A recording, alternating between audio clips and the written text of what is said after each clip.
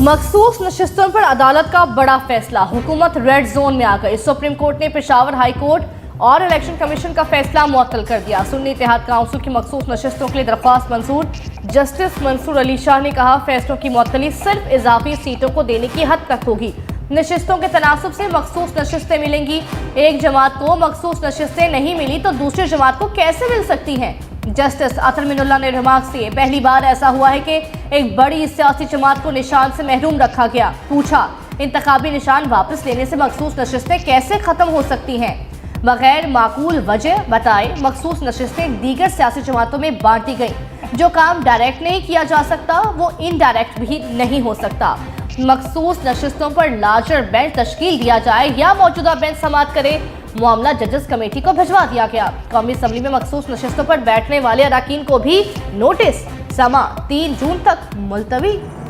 78 seats दूसरी party को allocate कर दी थी। हमारे साथ गैर आईनी और गैर कानूनी सलूक हुआ है। हुकूमत 2/3 मेजॉरिटी इन सीटों के बिना पे दिखा रही थी।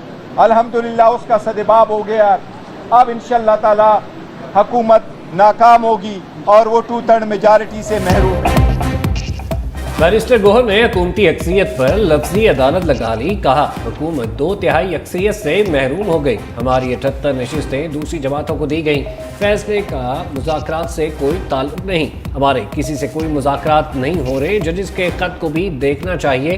किसी जज को एक्सटेंशन नहीं मिलनी चाहिए। सलमान अकरम राजा बोले, आइन को बिगाड़ने वालों को शिकस्त हुई। कानून साजी अवामी मैंडेट से होगी। आज अबूरी हुक्म आया है, मामला 5 रुकनी बेंच सुनेगा।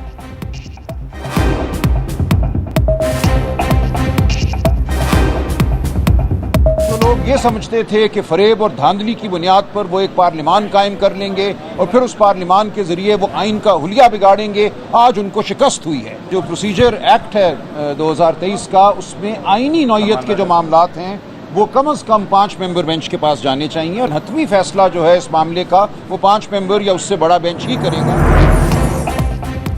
वज़ीर कानून आजम नज़ीर तारड़ ने हतमी फैसले से उम्मीदें लगा ली। कहा, उम्मीद है सुप्रीम कोर्ट हतमी फैसले में पेशावर हाई कोर्ट का फैसला बरकरार रखेगी। प्रैक्टिस एंड प्रोसीजर्स एक्ट के तहत 5 रुकनी लार्जर बेंच का मामले की समाअत करना मुनासिब होता अगर लार्जर बेंच ही कोई अबूरी हुक्मनामा भी जारी करता। उन्होंने कहा कि ये आइन के आर्टिकल 51 और 106 की तशरीह का मामला है।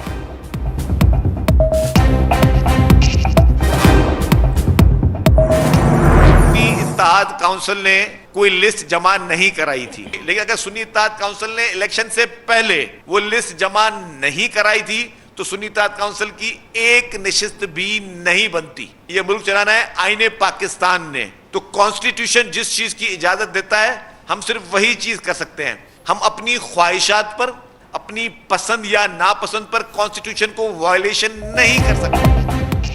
सीनियर वजीर सिंध शर्जील इनाम मेमन भी मखसूस नशिस्तों के मामले पर बोल पड़े। कहा, मुल्क आइन के मुताबिक चलेगा, किसी की ख्वाहिश के मुताबिक नहीं। इलेक्शन में सियासी जमातें मखसूस सीटों की लिस्ट देती हैं। सुन्नी इत्तेहाद काउंसिल ने लिस्ट नहीं दी।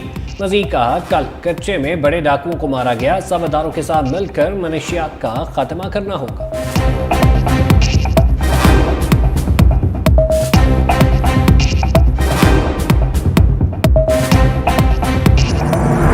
फैजाबाद धरना फैसले पर अमल होता तो 9 मई का वाकया भी शायद ना होता। चीफ जस्टिस का धरना नजरसानी केस में इजहार बरहमी, रिमार्क सीए। कमीशन ने फैज हमीद के बयान की बुनियाद पर रिपोर्ट तैयार कर दी। पाकिस्तान के नुकसान की किसी को परवाह ही नहीं। आग लगाओ मारो ये हक बन गया है। कमीशन कहता है धरना देने वाले नहीं, पंजाब हुकूमत जिम्मेदार है।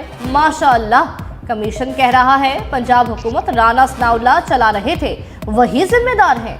हल्फ की खिलाफ वर्जी किसने की ये नहीं बताया। कमीशन ने कहा पाकिस्तान में कानून मौजूद है, अमल कर लें।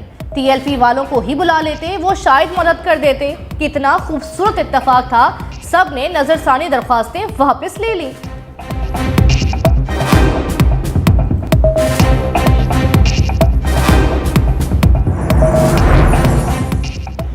गंदम स्कैंडल पर वजीर दाखिला मोहसिन नकवी ने खुद को क्लियर करार दे दिया। बोले, पंजाब हुकूमत का गंदम मामले पर कोई ताल्लुक था ना बनता है। गंदम दरामद का फैसला वफाकी हुकूमत करती है। लोगों की ख्वाहिश है मेरे खिलाफ कार्रवाई हो, लेकिन ये ख्वाहिश पूरी नहीं होगी।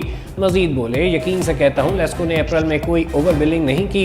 FIA लाहौर टीम ने मामले पर बेहतरीन कारकर्दगी का मुजाहरा किया। 31 करोड़ यूनिट्स का रिलीज सारिफीन को वापस किया गया। पुलिस दिल्ली से कच्चे में ऑपरेशन कर रही है।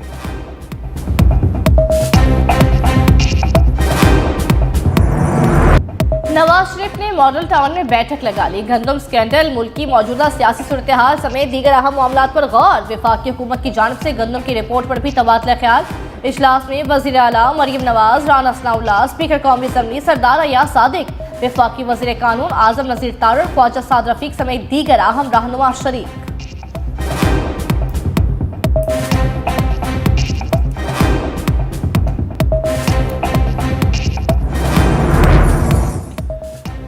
अमरीकी हुकाम की जानिब से PTI से अहम राब्ता। अमरीकी सफ़ीर डोनाल्ड ब्लूम की अपोजिशन लीडर उमर अयूब से मुलाकात अपोजिशन लीडर चैम्बर में हुई। Chairman PTI barrister Gohar Asad Qaiser और रऊफ हसन भी मुलाकात में मौजूद थे। मुलाकात में सियासी सूरत-ए-हाल पर बातचीत की गई।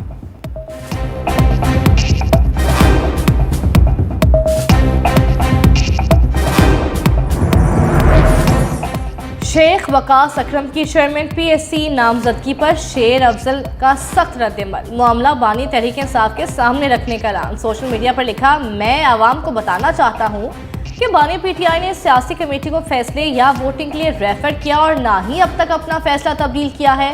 मैं कल इनसे मुलाकात करूँगा और उनके नाम पर होने वाले फ्रॉड से आगाह करूँगा।